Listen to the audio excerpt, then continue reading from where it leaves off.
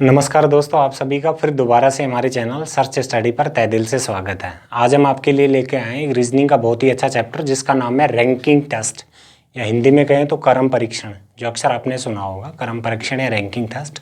अच्छा, ये जो चैप्टर होता है ये बहुत इजी चैप्टर है। अगर इसमें एक कतार से रिलेटेड या कतार से संबंधित कुछ बातें अगर हमें एक बार में समझ आ जाती हैं तो उसके बाद में कैसा ही टिपिकल क्वेश्चन हो, उसमें 3 से 4 टाइप के क्वेश्चन आते हैं तो वो सारे हम सोल्व कर पाएंगे। लेकिन आज हम इसका सिर्फ पहला पार्ट पढ़ रहे हैं जहाँ पे उस कतार के अगर टोटल आदमी पूछे तो वो कैसे निकालेंगे, सिर्फ वो आज हम ध्यान से समझेंगे। अच्छा, इस चैप्टर के बारे में ये है कि जिस भी एग्जाम में रीजनिंग आती है तो उस एग्जाम में इस चैप्टर से रिलेटेड क्वेश्चन अवश्य पूछा जाता है और ये चैप्टर बहुत इजी है करने में। तो आज हम इसे बिल्कुल आराम से और ध्यान से एक बार समझने की कोशिश करते हैं ताकि नेक्स्ट आने वाले एग्जाम में कभी भी ऐसा क्वेश्चन आए तो हमसे कभी गलत नहीं हो। तो आप ये पूरा वीडियो देखना, वीडियो देखने के बाद आपको खुद को ये फील या महसूस होगा कि मैं हाँ इस टाइप के सारे क्वेश्चन सोल्व कर सकता हूँ। तो आज हम टाइप इसका फर्स्ट करते हैं जहाँ पे किसी कतार के बारे में अगर हमें टोटल आदमी पूछे जाएँ तो वो कैसे सोल्व करेंगे। तो पहले ये सारी क्वेश्चन करने से पहले मैं आपको एक बार कतार के बारे में बिल्कुल आराम से समझा देता हूँ, फिर आगे चल के हम क्वेश्चन इसके सोल्व करते हैं। जैसे देखो, एक कतार है, ये कतार। अब इस कतार का बायां दायां ये समझ लेना जरूरी है क्योंकि जो कतार होगी उसका देखो बायां दायां, लेफ्ट राइट या फिर वो आगे पीछे, ये सब सेम हमारे बाएं दाएं की तरह होता है। जैसे कतार का ये जो छोर है ये बायां होगा या लेफ्ट होगा, और ये छोर कौन सा होगा, दायां, या इसको कह सकते हैं राइट होगा। ऐसे ही ये जो छोर होता है इसको हम बाएं के अलावा क्या भी कह सकते हैं, आगे से, और इस छोर को किधर से कह सकते हैं, पीछे से। इसके अलावा और भी हम इस छोर को कह सकते हैं प्रारंभ से, ये हो सकता है अंत से।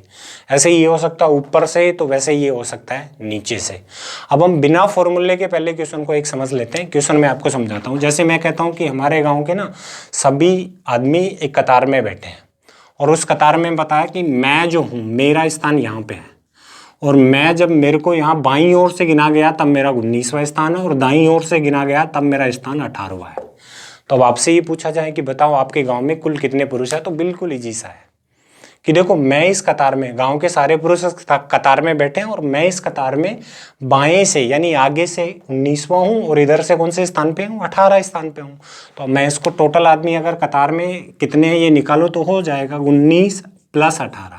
लेकिन यहाँ पे समझना ये है कि हमें यहाँ पे -1 करना पड़ता है। इस -1 करने का कारण क्या है, वो कारण ये है कि मैं एक ही आदमी हूँ इस कतार में, लेकिन देखो मेरे को दोनों ओर से गिना गया है, मेरे को बाएं से भी गिना गया है और दाएं से भी गिना गया है। तो एक ही आदमी को 2 बार गिन रहे हैं तो इसलिए -1 करते हैं। तो 19 + 18 करें और -1, तो टोटल जो व्यक्ति होंगे वो हो जाएंगे 36 और यही आंसर है। यानी आप ऐसे क्वेश्चनों को बिना देखे, बिना कतार खींचे, सीधा जोड़ के 1 घटा के सेकंड में उसका आंसर दे सकते हो। लेकिन आजकल के एग्जाम में इतना इजी भी क्वेश्चन नहीं आता कि बस बाएं दाएं से स्थान देके आपसे टोटल पूछ ले। उसकी लैंग्वेज थोड़ी टिपिकल होती है, उस लैंग्वेज को घुमा फिरा के रिप्रेजेंट करता है, हमें समझ के उस क्वेश्चन को सोल्व करना होता है। तो आज हम ऐसे ही क्वेश्चन करेंगे और उनको आसान, बिल्कुल आराम से समझने की कोशिश करेंगे। अच्छा, ये सारा करने के बाद एक फॉर्मूला बना, आपको पता होगा। तो देखो, जब भी हमें टोटल व्यक्ति निकालने हो, कतार के टोटल व्यक्ति, तो फॉर्मूला बन गया, देखो बायां प्लस दायां और माइनस क्या करना है 1। तो जो टोटल पर्सन है वो सारे टोटल आदमी आ जाएंगे। अब इसमें जरूरी नहीं बायां दायां स्थान दे, हो सकता है कि वो आपसे आगे और पीछे का स्थान दे, तो वो भी बायां दायां ही हो गया।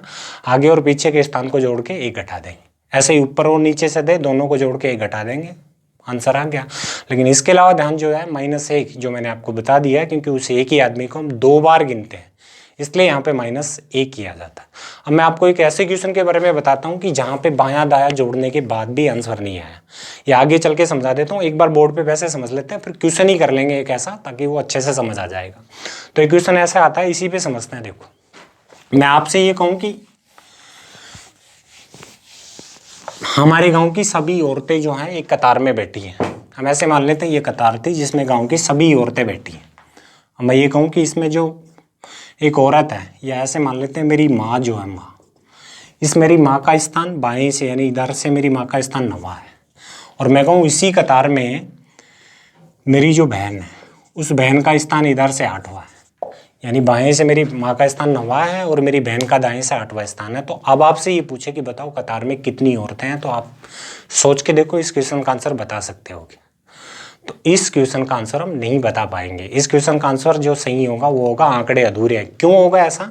क्योंकि देखो एक ही आदमी का स्थान नहीं दे रखा है, यहाँ पे दो अलग अलग आदमियों के स्थान दे रखा है। तो दो जब भी दो आदमियों के अलग अलग स्थान आ जाए तो उस कंडीशन में उस कतार में कितने आदमी हैं हम ये पता ही नहीं कर सकते, ज्ञात ही नहीं कर सकते, क्योंकि इन दोनों के बीच में कितने आदमी हैं या फिर ये बहन इधर ना हो के इधर बैठी हो, इन सब के बारे में हमें जानकारी नहीं है। तो अब स्टार्ट करते हैं एक बिल्कुल इजी से क्वेश्चन से और फिर उसे ध्यान से समझते हैं। पहला क्वेश्चन हमने बोर्ड पर नोट डाउन किया है। इस क्वेश्चन में कहा कि मेरी कक्षा में मेरा स्थान दाएं से 12वां व बाएं से 14वां है, तो हमारी कक्षा में कुल कितने छात्र हैं। यानी बिल्कुल इजी सा क्वेश्चन है।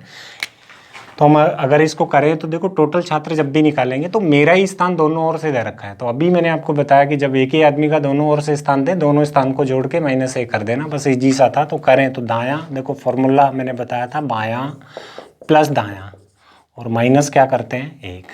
इससे ऐसा करने के बाद उस कतार के टोटल आदमी आ जाते हैं। तो ऐसा करेंगे तो देखो मेरा स्थान 12वां है, किधर से, मेरी कक्षा में मेरा स्थान दाएं से 12वां है, तो दायां 12 और बायां +14 और -1। अभी 12 14 जोड़ेंगे तो ये हो गया 12 दूना 24, 2 26 और -1 करेंगे तो टोटल जो स्टूडेंट है वो क्लास में कितने हैं 25। यानी आपके लिए सिर्फ ये 1 सेकंड का क्वेश्चन होगा और आप इसका 1 सेकंड में आंसर बता पाओगे। लेकिन इतने ईजी क्वेश्चन आजकल एग्जाम में कम पूछे जाते हैं। ऐसे क्वेश्चन थोड़े से इससे अपर लैंग्वेज या थोड़ा सा टिपिकल क्वेश्चन आता है। तो नेक्स्ट क्वेश्चन को हम ध्यान से पढ़ के देखते हैं। तो इसमें देखो क्या लिखा है कि बच्चों की एक कतार में ए का आगे से 13वां स्थान है, वह बी ए से 5 स्थान आगे है, वह बी का पीछे से 11वां स्थान है, तो कतार में कुल कितने बच्चे हैं। अब ऐसे क्वेश्चन के लिए हमें कतार बनाना जरूरी है, क्योंकि कतार बना के ही हम ऐसे क्वेश्चन को समझ पाएंगे। क्योंकि बिना कतार बनाए तो यहाँ पे देखो 15 13 भी दे रखा, फिर उसके बाद में 5 दे रखा और 11 दे रखा, 3 स्थान दे रखे हैं। तो इनको जोड़ के कैसे कर पाएंगे। तो पहले इसको समझ लेते हैं एक बार ध्यान से। हम मान लेते हैं कि वो सारे बच्चे इस कतार में थे। इस कतार का मैंने अभी बताया था, ये आगे से स्थान है छोर है और ये पीछे से। इसने बताया कि ए का आगे से 13वां स्थान है, तो मान लिया जाता है ए यहाँ पे है और इसका आगे से मतलब इधर से गिनने पे कौन सा स्थान आता है 13वां। और अब इसने कहा कि बी ए से 5 स्थान आगे है, तो जो गलती इसमें होती है वो यहीं पे होती है कि बी ए से 5 स्थान आगे है। तो हम ये समझ बैठते हैं कि इस कतार जो ए है, अगर बी से ए से आगे है तो हम इधर 5 स्थान आगे कर देते हैं बी को, जो हमारे से गलत होता है। तो हम ऐसा नहीं करेंगे क्योंकि इस कतार का इधर अगला छोर नहीं है। आप ध्यान से देखो, इस कतार का अगला छोर किधर से, इधर है। तो बी को अगर हमें ए से आगे करना है तो इधर होगा, और इधर करेंगे तो मान लेते हैं 5 स्थान यहाँ पे आगे और यहाँ पे कौन है बी। अब अगर हम बी का निकालें कि आगे से बी का स्थान कितना है, कौन सा है, तो ये निकल जाएगा। देखो यहाँ से यहाँ 13, जिसके बीच में ये कितना है 5, तो 13 में 5 घटाऊंगा तो इस बी जो है ना, इसका आगे से कौन सा स्थान है 8वां। और दे रखा है क्वेश्चन में इसी बी का जो यहाँ पे बैठा है ना, इसका पीछे से कौन सा स्थान है 11वां है। अब टोटल निकाल लेंगे, क्योंकि एक ही आदमी का दाएं बाएं से स्थान पता पड़ गया, तो टोटल निकाल लेंगे। देखो बायां प्लस दायां तो 8 + 11 और -1। -1 का पता होगा क्यों करते हैं, तो 11 और 8 19, -1 करेंगे तो टोटल जो बच्चे थे वो कितने थे 18। तो इसका आंसर आ गया 18। ऐसे ही हम कुछ अब बड़े लेवल के क्वेश्चन लिख, पहले ये क्वेश्चन करते हैं। देखो इसने कहा कि औरतों की कतार में प्रिया का स्थान बाएं से 16वां व सुमन प्रिया के दाईं ओर 8वें स्थान पर है, वह सुमन का दाईं ओर से 14वां स्थान है, तो कतार में कुल कितनी औरतें ये हमें बताना है। तो सबसे पहले कतार खींच के मैं आपको समझा देता हूँ कि एक लंबी सी कतार थी जिसमें कुछ औरतें हैं। इसने कहा देखो कि बाएं से जो प्रिया है उसका स्थान 16 है, तो मैं यहाँ पे मान लेता हूँ ये यहाँ पे प्रिया थी, ये पी लिख देता हूँ, समझ जाएंगे प्रिया थी, इसका स्थान है 16वां।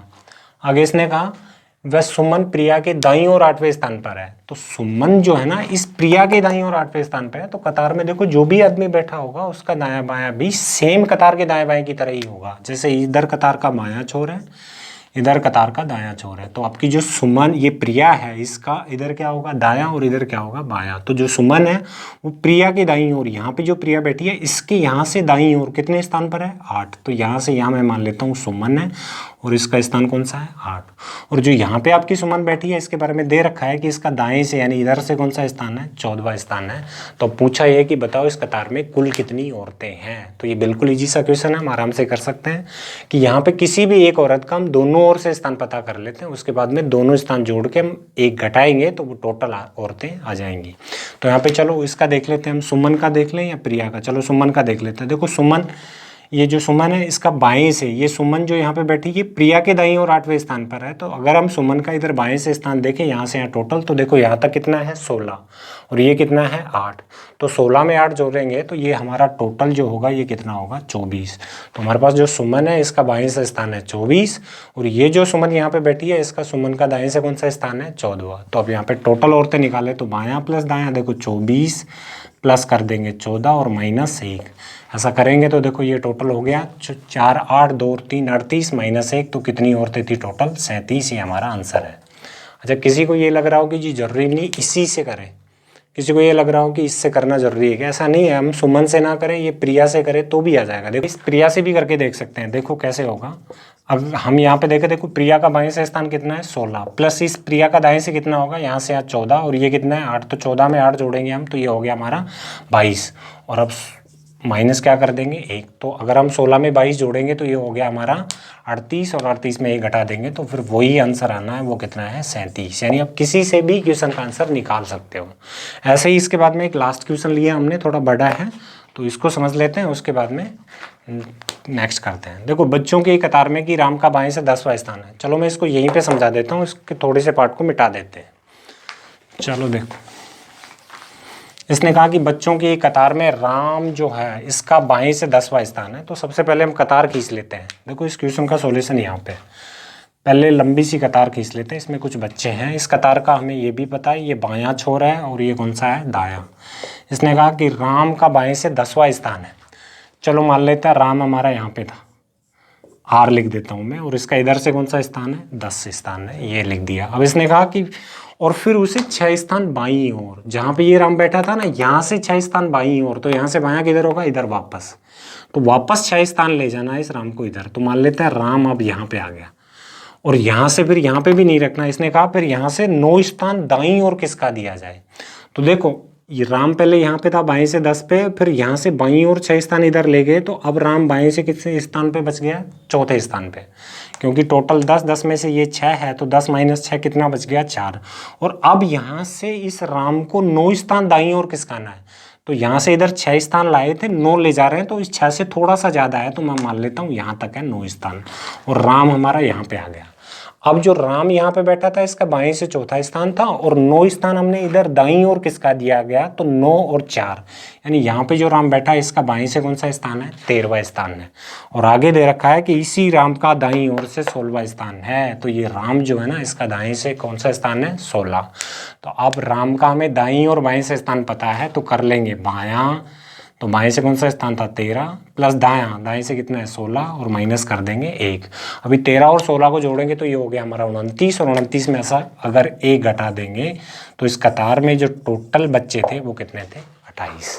तो ये बिल्कुल इजी सा कॉन्सेप्ट है, एक बार अगर कतार समझ में आ गई तो उसके बाद में हम सारे क्वेश्चनों को इजी वे में सोल्व कर सकते हैं। अच्छा, इससे नेक्स्ट वीडियो में हम अगले टाइप के क्वेश्चन लेके आएंगे और इससे थोड़ा अच्छा लेवल, ये क्वेश्चन था ठीक है वैसे, फिर भी इससे हार्ड टाइप के इससे अच्छे लेवल के क्वेश्चन नेक्स्ट वीडियो में लेके आएंगे। ठीक है, तो नेक्स्ट मिलते हैं अगले वीडियो में, जब तक के लिए जय हिंद जय भारत, बाय।